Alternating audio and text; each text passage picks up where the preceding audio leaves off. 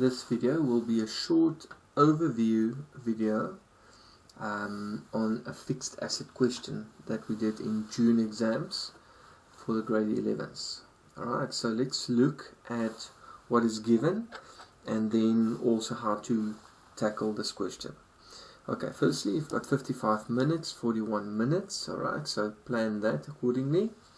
And then information relates to TL stores, and their year ending is 31 December 2021.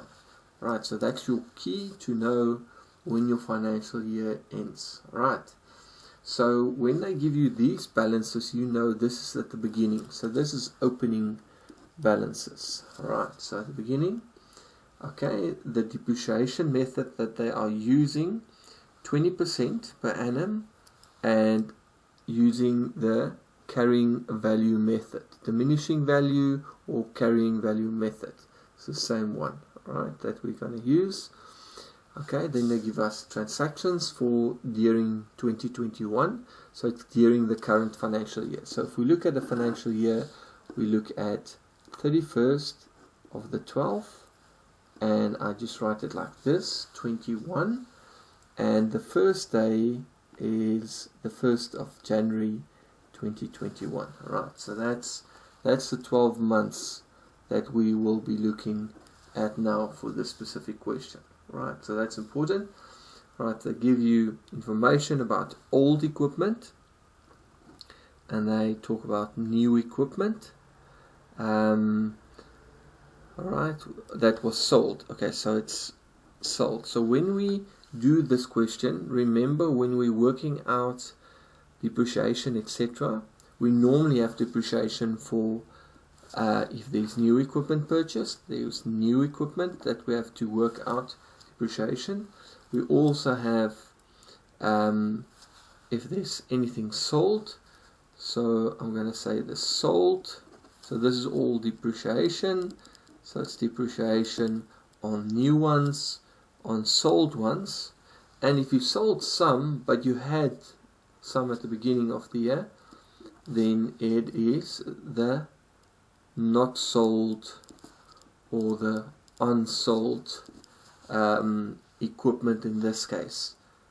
Unsold equipment that you had originally, because you want to keep your new ones separate from that. So that's a separate calculation. Sold ones is totally separate, and then the ones that you're keeping, the ones that you did not sell, that right, so the sold and the not sold, those two are the ones that you had at the beginning of the year. Alright, or you had at a certain stage before the new ones was taken into account. Okay, those ones were sold, separate calculation. Those ones not sold, you also want to work out your depreciation. Alright, so they say at the end of the year provide for that. Now, you look at this, and then when you look at the information, you also look at what's required, what's asked, or what do they want you to do. Okay, so we're going to do asset disposal account. We're going to record the depreciation, which I mentioned earlier. You're going to calculate the new equipment bought, the value. You're going to do depreciation on the old ones, and that's the old ones not sold. Alright, and then the new ones as well, and that will be your depreciation for the new ones and the old ones that you have to work out. And then obviously we also worked out the depreciation of the ones that was actually sold. So that was the sold ones. Alright, and then another thing that they're giving you here is a tangible asset note. So where you've got your carrying value, beginning of the year, cost and accumulated depreciation, your movements, whatever happened in the year, you bought, you sold, and you work out depreciation, and then your carrying value at the end. Okay, so that's something that we're going to do in the question. What else they give you, so you can quickly scan through that. They also ask you questions about other things like unusual expenses. So that's theoretical questions. Okay, reasons for disposing or selling assets,